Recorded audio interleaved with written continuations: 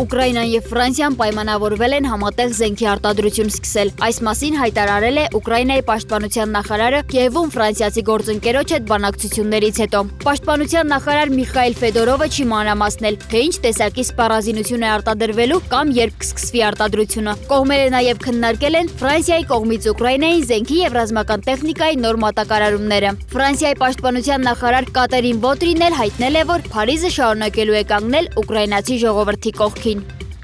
Ամերիկայի Միացյալ Նահանգների նախագահ Դոնալդ Թրամփը հայտարարել է, որ չի թույլատրի Ամերիկայի Միացյալ Նահանգները Կանադային միացնող նոր միջազգային ավտոմոբիլային կամրջի բացումը, քանի դեռ Օտտավան չի վերաբերվում Վաշինգտոնին արդարությամբ եւ հարգանքով եւ չի վճարում լիակատար փոխհատուցում։ Խոսքը Գորդի Հոուի միջազգային կամրջի մասին է, որը պետք է կապի Կանադայի Օնտարիո նահանգը Ամերիկայի Միացյալ Նահանգների Միչիգան նահանգին։ Թրամփը նշել է, որ կամրջի շահագործումը չի սկսվի, քանի դեռ Ամերիկայի Միացյալ Նահանգները չի ստացել այդ ամենի լիակատար փոխհատուցումը, ինչը տվել է Կանադային։ Թրամփը չի հստակեցրել, թե ինչ իրավական կամ գործնական մեխանիզմներով կարող է խոչընդոտել կամրջի բացումը, սակայն նշել է, որ բանակցությունները կսկսվեն անմիջապես։ Կանադական աղբյուրների տվյալներով նախագծի արժեքը կազմել է մոտ 6.4 միլիարդ կանադական դոլար, իսկ կամրջի բացումը նախատեսված էր 2026 թվականի սկզբին։ Շինարարությունը մեկնարկել է 2018 թվականին եւ նախագիծը երկար ժամանակ եղել է Ամերիկայի Միացյալ Նահանգներ-Կանադա հարաբերությունների վիճելի թեմաներից մեկը։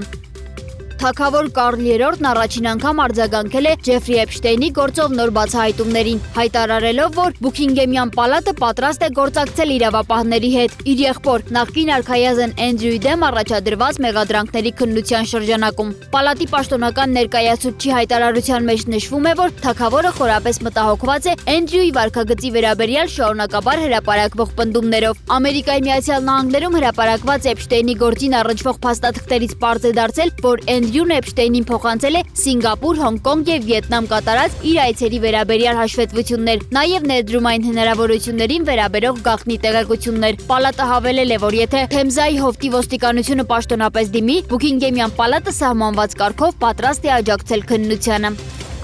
Իսրայելի պաշտպանության բանակը Ցախալը հայտարարել է Լիբանանում Հեզբոլլահի հրետանու հրամանատար Ահմադ Ալի Սալամիի սպանության մասին։ Զինվորականների փոխանցմամբ հարվածը հասցվել է Յանուխայի շրջանում, որտեղ Սալամին սպանվել է որպես Հեզբոլլահի հրետանու գործունեության պատասխանատու։ Ըստ Ցախալի նա մասնակցել է իսրայելցի զինվորականների դեմ մի շարք հարձակումների եւ վերջերս ներգրավված էր խմբավորման մարտական կարողությունների վերականգնման աշխատանքներում Լիբանանի հարավում։ Ցախալի մամուլի խոսնակի գրասենյակը նշել է, որ հարվածներից առաջ ձեռնարկվել են միջոցառումներ քաղաքացիական վնասները նվազագույնի հասցնելու համար։ Միևնույն ժամանակ Լիբանանի առողջապահության նախարարությունը հայտնել է, որ հարվածների հետևանքով զոհվել են 3 քաղաքացիական անձիկ, այդ թվում 3 տարեկան երեխա։